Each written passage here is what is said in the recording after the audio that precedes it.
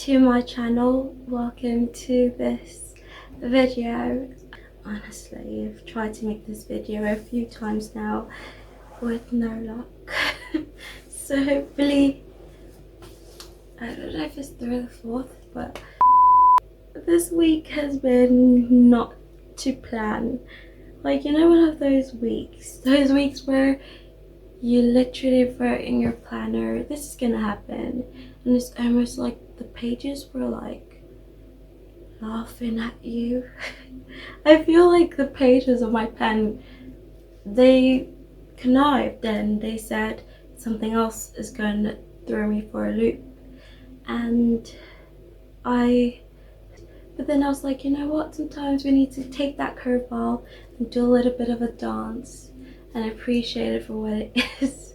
Oof, that's not a good metaphor, a dance. But my point is, this is a video that I didn't plan on making exactly, but I wasn't able to make the video I had planned on making because of the events that took place. So I thought I'd make the video that I needed to make, the video that actually was most relevant for this week. And so that kind of created this video about motivation, our mind, how to create change in our lives, and 5 tips that have really changed the game for me. And let's get into them. So we're starting off with tricking your brain to start. Let's do this. So the first tip is just start. Trick your brain into starting. You need activation energy, and for me, if I wanted to get myself to go do the shopping that I'm dreading and going out and going on the bus, and I'm just thinking about all the things I'd have to do, staying in line, and it's just overwhelming. For me, the activation energy required to kind of get in the ball rolling might just be as simple as, okay, you know what? I'm going to stand up and put on my shoes and just go to the door. When I get there, if I don't want to continue, then I can go back. But rather than doing nothing, let me just agree to do just that. There will be days where you would get to the front door and turn back. Allow yourself to have that option because you don't want it to feel like a trickery. Well, it is a trick, but like it has to feel like a real option. It should be a real option. But understand that doing that is the best gift to give yourself rather than doing nothing at all. Even because human beings have a need for completion. We're creatures of habit. So 9 out of 10 times you get to that door and you're like, I might as well just go, I'm already dressed. In that particular circumstance, for the type of person I am, putting on my shoes and going to the door is the activation energy. For another person, all they would need to feel activated is standing up. That might make them feel compelled. It will differ from person to person and task to task. But use the understanding of activation energy and starting in order to trick your brain into getting started. Because in conjunction with the 2 other tips I'm about to mention, starting teaches us 2 things. Any movement, no matter how little, is better than no movement. And how do we know this? For example, we know this because of the second tip, the compounding effect. There's a book by this name, and it's all, yeah, I guess it's a good read. Compounding effect is kind of like explains the idea that little consistent growth adds up, both negative and positive. It's like you start a little bad habit, just a little here and there, and before you know it, it's a full-blown situation. Like, you're like, how did I get there? The compounding effect. It's almost like the type of growth that takes place without you realizing it, without you even thinking, like passive energy, passive action. The best type of success is the one that takes little to no effort, seemingly, over time. So maybe for you, you say, I put £1 aside a day. £1 might seem like not much to give up a day, but at the end of 2 years you have saved definitely £700 for something that took you little to no energy, or like that could be a, you know, a bag of chips that you didn't spend a day. But yet that type of saving is almost like it's free because it's compounded. Will Smith said a story in an interview that I think is quite fitting. He talked about his father, I think, asking him and his brother that to build a wall they needed at the front yard, and they're like, we're kids, I think they're about the age 8 or 9, and his father said to them that they just had to lay a brick a day before going to school, you know, quite easy, lay the brick, put the cement, go to school. And it became a habit, you know. Took them probably 3 seconds to like slab on the cement and put on the brick. But that compounded. Something that barely took any thought probably became a habit of action. And I mean, when you think about 3 seconds in a day, it seems quite insignificant, seemingly. But that seemingly insignificant effort and time compounded. And these kids have said, wow, how can we build a wall? We're kids, I think they're about 8 or 9 years old. He said about his that 2 years later his father brought them to the front yard and said, never say you can't do anything, because look at that. You built a wall.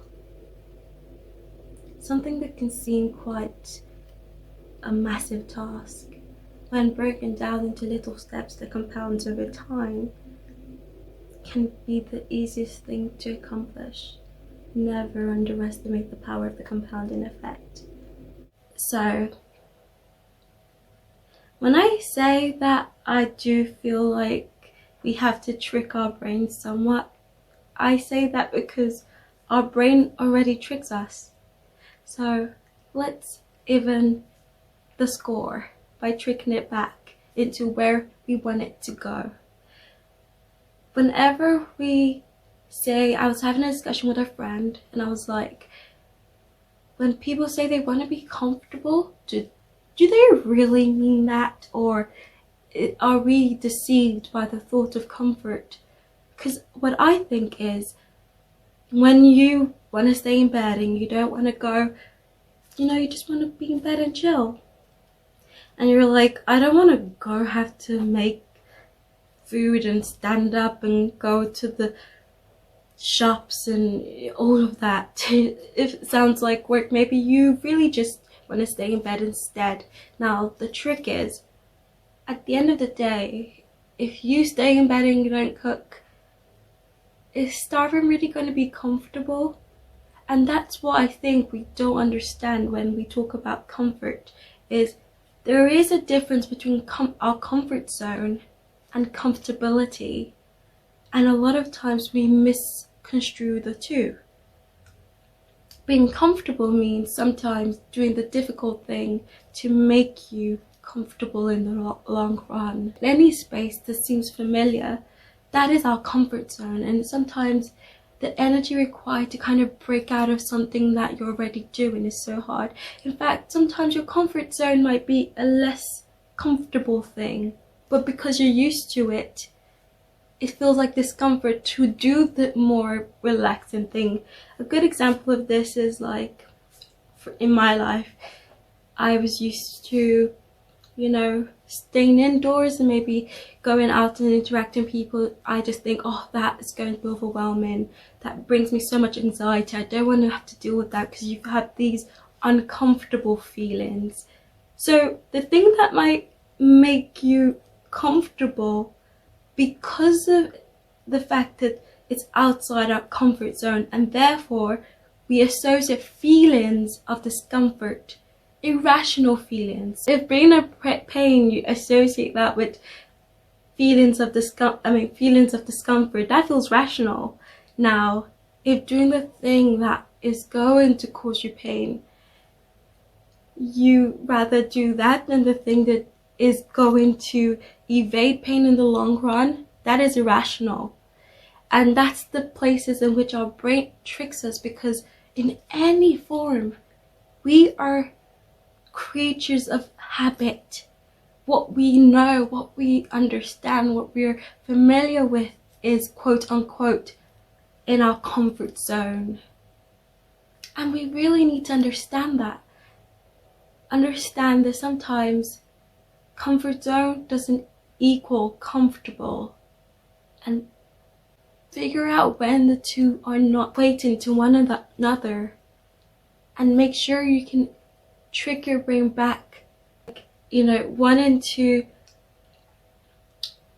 evade discomfort is your brain trying to be comfortable and feel safe. But sometimes we misinterpret the things that are going to aid us, sometimes can be misconstrued by our brain. Our brain doesn't have to decipher without additional information. And when it comes to safety, we tend to work from our impulsive, involuntary part of our brain rather than the prefrontal cortex, which is the part of the brain that has primary analysis, and that's the part of our brain that we need to kind of give power to more than just working from a space of reaction and impulse reactions and just being impulsive based on our needs, rather being intentional and using the part of our brain that can help us process and kind of critical thinking and things like that.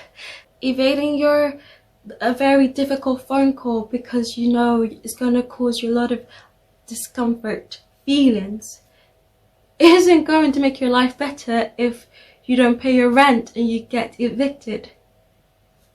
These are the types of examples I thought I'd bring up to help us just illuminate the idea between our comfort zone and our comfortable life that we aim for and we want to live with.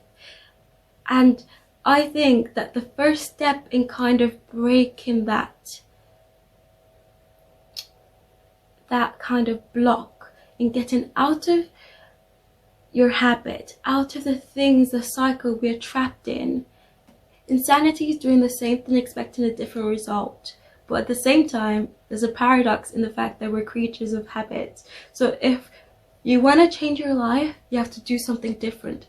And to do something different, no matter if it would even take the same amount of energy you're probably exercising, doing whatever you're currently doing, is just going to be harder simply because it's different. Understand that. In science, we're told that molecules need activation energy in order to react. It's the energy that molecules must reach for a reaction to take place. And the nerd in me feels like that is the perfect analogy for us as human beings, and starting afresh and doing something that's out of the norm for us, breaking a bad habit, starting a good habit. For example, I need to go to shop. I don't feel like it. I've been indoors with the isolation, with everything. I really think I'll be anxious. I've made up the story in my mind. I'd have to go to the bus stop, then I get on the bus, and I'm thinking this is going to be so much work. Just making it bigger, because that's what our mind does. It kind of plays tricks on us. Because it's thinking it wants to protect you, but it doesn't understand consequences or, rational thinking, especially when you're thinking from that other part of your brain. So you take control. You trick your brain back into going into form. How? I say to myself, You know what? I feel a bit overwhelmed because that's the feeling that our brain tends to kind of trap us in. I'm just going to stand up from the bed and put on my shoes. If I don't feel like it, I go back into bed, okay? Breaking this big overwhelming task into something quite small is isolating the activation energy, the thing that can just get you started. Because it's almost like the irony in the fact that the easiest way to move forward is to just raise your leg. If you're feeling tired and you're like, oh, I don't really feel like going to get water, how about you just stand up? Just do that bit. You might think it's a joke. You'd be like, oh, what would that do? With consistent action, things begin to multiply. It kind of feeds into a cycle that feeds itself, like a sustainable plant that uses its own energy to generate more energy, and the cycle continues. The fuel burns fuel to make more fuel to burn fuel, kind of like that, but like in multiples. That is the idea of momentum, which is the next tip. Momentum. So with momentum, we understand that, okay, the first day you're gonna go to the gym when you've never gone, activation energy is required. Therefore, you're probably not gonna feel like it. It's probably going to be one of the hardest, most painful experience in the entirety of the times you probably go to the gym in the future. The first experience is always the hardest because it's so unfamiliar. Your muscles haven't been working like that before. It's going to exert much more strain. Why are you stretching in some positions that we've never been stretched in since you were a child? You know, your muscles, your body's kind of like reacting to putting it out of its comfort zone. Your 10th gym session, you could have done more reps, but yet being in less strain, being less pain, because your body is familiar. Anything, the starting part is just mentally always the hardest. And trust in the law of momentum if you don't trust in anything else. How can I make myself feel like going for a run? The irony is, the way to feel like it is to do it. So, if the way to feel like doing something productive most times is engaging in that productive act itself in order to get a taste of the reward, which in turn motivates you. Like Newton's law says in physics, I'm sorry, the science nerd in me will always come out and I'm proud of it. I'm going to paraphrase.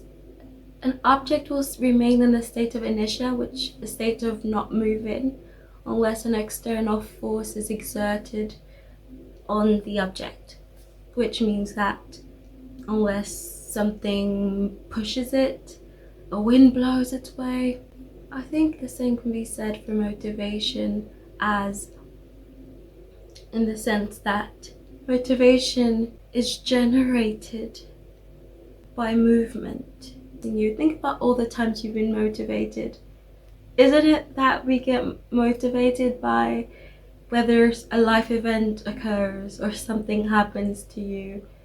You don't just suddenly become motivated.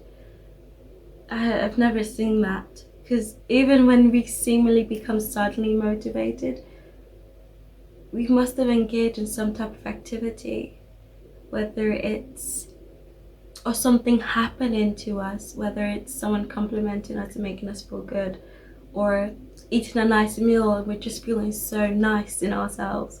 An external force was brought in, or your internal actions generated enough energy to move you forward. But instead of waiting for the external influence, waiting for someone to compliment you or for your parent to give you the money you need to start a business, or waiting for things that are out of your control to occur, hopefully, how about we take out control and generate our own activation energy by engaging in actions that can motivate us, whether it's as little as asking someone for advice. The only other option is waiting on nature and hoping that some extraordinary event will occur in your life to get you to seemingly be motivated. 2 points here. First, when we start movement encourages more movement. Velocity multiplies. It doesn't add, it multiplies. That is what momentum is. I believe that's mass times force. Yeah, I'm not sure, but I think, or is it force? Oh, never mind. The point is, that is what momentum is. The joke is definitely on us, and it's almost like inaction can really, people might not understand, is definitely like a trap, because it's almost like a very dysfunctional cycle that feeds into itself. The same way is progress. The same way progress kind of feeds into itself and makes you better and better, and action makes you more unmotivated. Both things at each end of the spectrum, they multiply. The next tip. This tip is about kind of when we're ready to build and grow, it's important to have a very solid starting point. What I mean is, when a building, no matter how beautiful, maybe a skyscraper or something, is built on a very weak foundation, a very little earthquake, tsunami, external influences, i.e. life happening to us, could easily get that skyscraper, no matter how tall it's been built, crashing down. So we want to have a strong foundation, be anchored to the ground, so no matter the tsunami, the life event that occurs, we're more able to stay standing straight up, and no matter the direction the wind may blow, we begin to have control over where we want to direct the wind, or where we want to go, instead of just moving like the wind, moving with the wind, just kind of leaving our power to the direction of these external forces. And how do we anchor ourselves and create a strong foundation? We start by spelling everything out. This is going to be very unique to everybody. It's going to be unique for you as it is for me. But I can only give an example from what it's looked like for me to anchor myself. I anchor myself in my body. For me, I've traveled a lot, and I've had to move from home to home, so my home had to in some ways be my own body, because that was a constant for me. And finding that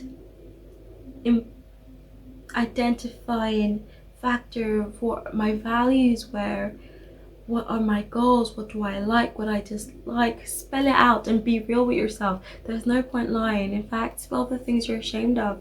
Spell the things that you're kind of like, oh my god, I can't believe this is how I feel. But spell it out, because that's the only way you can affect it if you're not in denial about it in the first place. Spell it out so that no one else can spell it for you. Spell it out so that you don't ever have to be confused by someone else's projection onto you. That's why no matter the relationships we enter, or people that come in and out of our lives, or the places we live. As a child, you're very much more like a mirror of your surroundings. They say you're a product of your environment. But we do have a choice. We can be like, oh, you know what, I grew up in a toxic home, but I want to take this part, the lessons, but you know what, I think I want to pick and choose the parts I want to leave behind. That's how you kind of define yourself. Second part coming soon. Thank you for watching.